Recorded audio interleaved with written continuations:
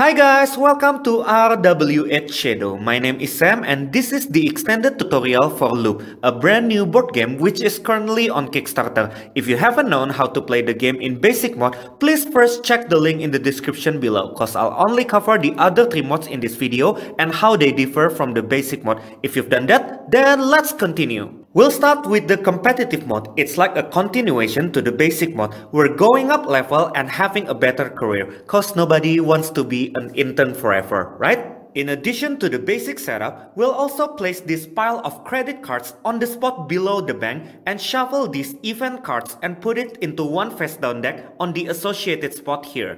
When it comes to career card, deal each player 2 cards. As you might have noticed, each card is intern on one side and a more advanced career on the other side. We'll choose one to keep to be our career and return the unchosen one back to the box along with the rest of the undealt career cards. If you like, you can also choose to be a simple intern. FYI, the number of X's here indicates the difficulty level of this career. Those with more X's are usually harder to play with. The career we chose dictates our starting resources as printed here. For example, being a nurse gives me 1 coin, 1 random material from the deck at quality 2, and 1 reputation to start the game with. Also, if we chose an advanced career, we'll start with only 3 happiness as indicated by this red pinpoint icon. And that's the difference in setup. There are also few changes in gameplay. In this mode, when you take the work action, you will do the action listed here next to the laptop icon on your career card. For example, as a nurse, I will lose 1 happiness and gain 4 coins when I work. While we're here, I'd also like to point out that each advanced career has their own special ability as written here. So, as a nurse, once per turn, I can give 1 favor card to 1 other player in order to gain 1 reputation. I won't explain all the career cards in detail since there are lots of them, but should you have any question about them, the rules provide an overview for all the effects here. Another new rule is, at any time, if by gaining or losing happiness, your token moves to a new zone in this happiness track, regardless of whose turn it is, you will draw the top card of the event deck and place it face down next to your career card. As you can see, the track is divided into 3 zones with an event icon between each zone as a reminder. At the end of your turn, flip open all event cards in your area, if any, and resolve them one by one. There are 2 types of event. An event with this exclamation mark is an immediate event that affects all players once, starting with the player who triggers this event and going clockwise around the table. Then discard the event to the discard pile here.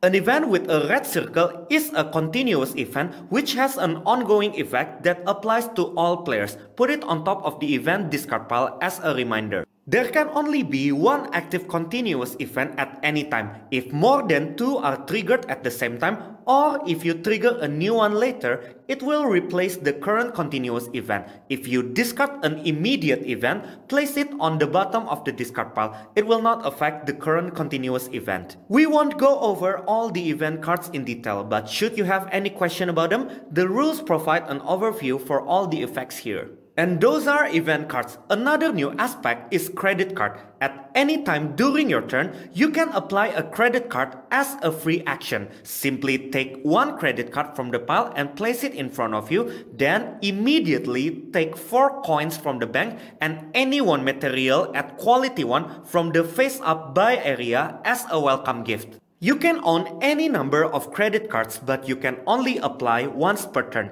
If you don't have enough money to pay for an immediate event, you must apply a credit card, then pay what you owed. Also, if work is your only option but you don't have enough happiness to deduct, you are forced to apply a credit card and then choose to buy or consume.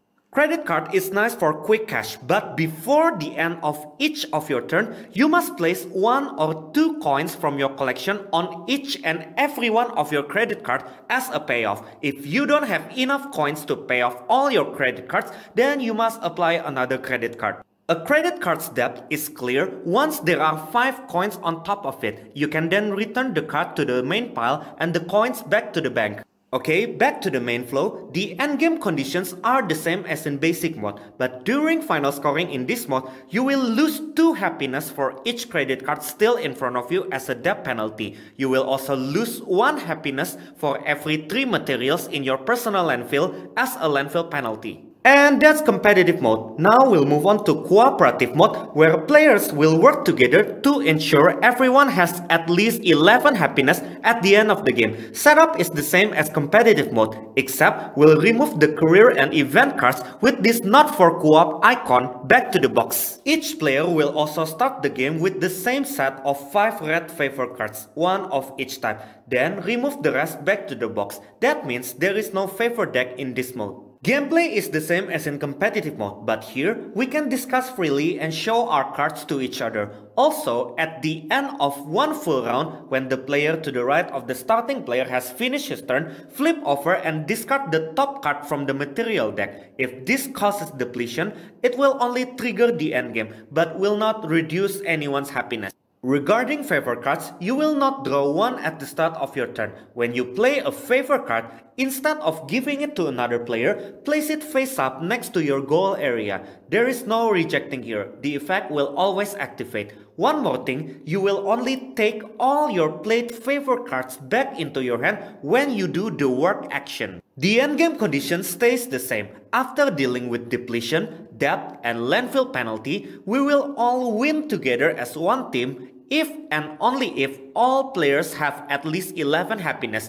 Otherwise, if even one player have less than 11 happiness, we'll all lose together. And that's cooperative mode. Finally, we'll move on to solo mode. Setup is the same as competitive mode, except we don't use the career and event cards with this not for solo icon. You'll start the game with 5 of these special blue favor cards and 4 gold cards instead of 3. Return all the red favor cards back to the box. Gameplay and winning conditions are exactly the same as cooperative mode. You'll remove 1 card from the material deck at the end of each of your turn. You can only take back all played favor cards when you take the work action, and you'll win if you have at least 11 happiness at the end of the game after dealing with all potential penalties. The main change is, since you don't interact with another players, these blue favor cards slightly differ from the red ones as you can see here. And that's the solo mode. As a bonus, I will tell you a bit about the campaign mode where you play through all modes in one full storyline. My sample copy comes with 6 newspaper cards that will guide you through the campaign. At the back, you'll find a backstory and instruction of what you should do. But in the final version, they will come in the form of cool comic strips. So check the Kickstarter page by clicking the link in the description to see it in more detail. But as for now, that's everything you need to know to play Loop in the other 3 modes. If you have any question regarding anything you saw here, please put it in the comments below and I'll gladly answer it. Also, if you find this video helpful, please consider subscribing and clicking the like button below. And that's all. Bye! See you in the next video. Keep board gaming!